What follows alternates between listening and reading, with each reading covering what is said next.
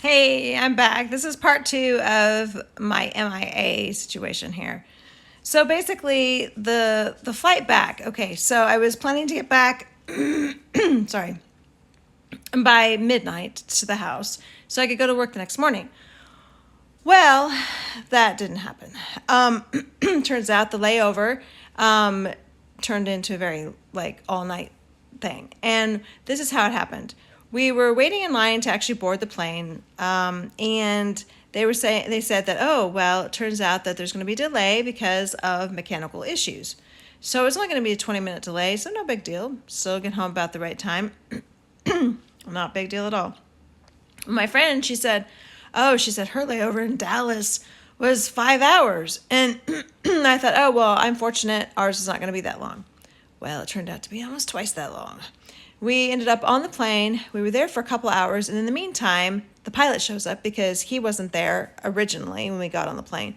He shows up. He gets on the loudspeaker and he says, oh, hey, guys, I'm your pilot. And I just made it through customs in Mexico. So now I'm here to fly you to MCI.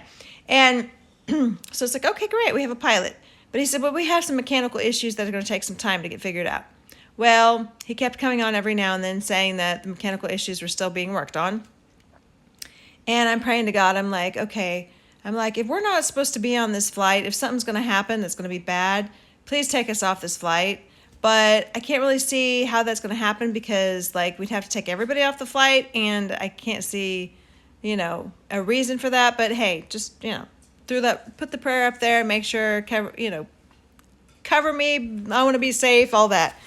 Well, it turns out that we were all planning to go. I mean, we figured it was going to happen because it was just the mechanical issues were not major ones, but they were things that had to be fixed for complete safety in case of emergency kind of thing.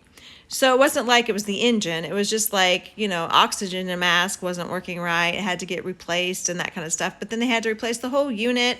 Anyway, one thing turned into another. And next thing you know, pilot's coming on and he said, hey guys, if it doesn't get fixed right away, I'm not going to be able to fly you because I've been flying so much already today that it's going to go against FAA regulations and it will be illegal for me to fly you guys. And we'll have to get you a new crew.